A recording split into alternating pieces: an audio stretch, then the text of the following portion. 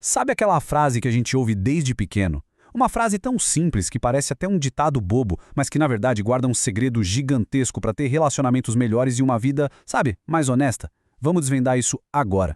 É isso aí. Parece óbvio, né? Mas essa sabedoria toda veio de uma situação bem comum, um passeio para tomar sorvete na infância. E é essa história que mostra o tamanho do perigo que é viver de suposições, achando que os outros têm a obrigação de adivinhar o que se passa na nossa cabeça.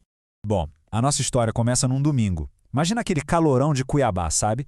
Era um ritual que acontecia toda semana em família, mas que, por algum motivo que parecia um grande mistério, quase sempre terminava em lágrimas.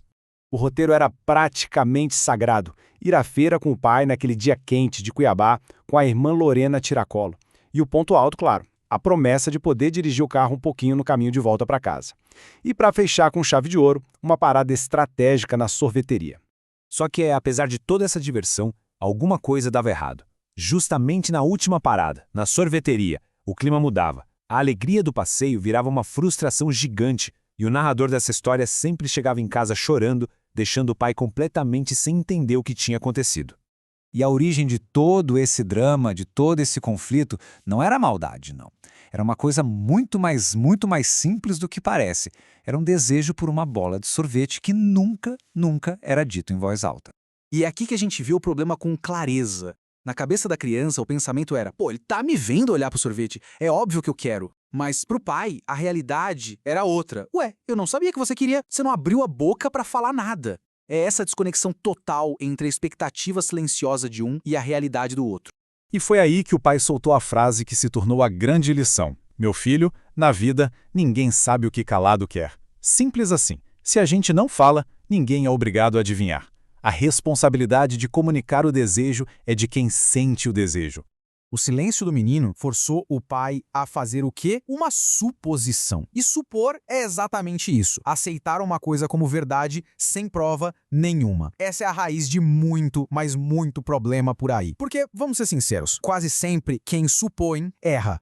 Tá, a gente tá falando de sorvete, de infância, mas vamos trazer isso pra vida adulta. É aqui que o erro da suposição deixa de ser um draminha de criança e as consequências se tornam bem, mas bem maiores. O que será que acontece quando a gente simplesmente para de falar sobre os nossos desejos e as nossas necessidades, especialmente com as pessoas que estão mais perto da gente? O resultado, como essa história de terapia de casal vai mostrar, pode ser simplesmente devastador. Olha, e aqui o negócio fica sério. De um lado, o que ela sentia. Eu gemo rápido para ele parar logo. Do outro, o que ele entendia. É a posição favorita dela.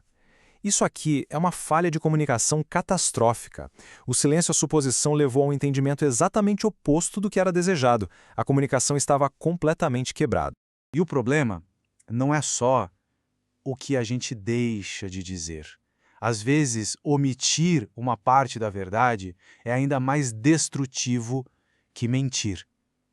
Sabe, uma meia-verdade é uma coisa super perigosa, porque ela cria uma base toda frágil, toda capenga para qualquer tipo de relacionamento. Então, se a suposição é o veneno que estraga tudo, qual que é o antídoto? É simples, comunicação clara e direta. Falar, gente, é o único caminho. Mas aí vem a grande pergunta. Por que a gente fica em silêncio, então?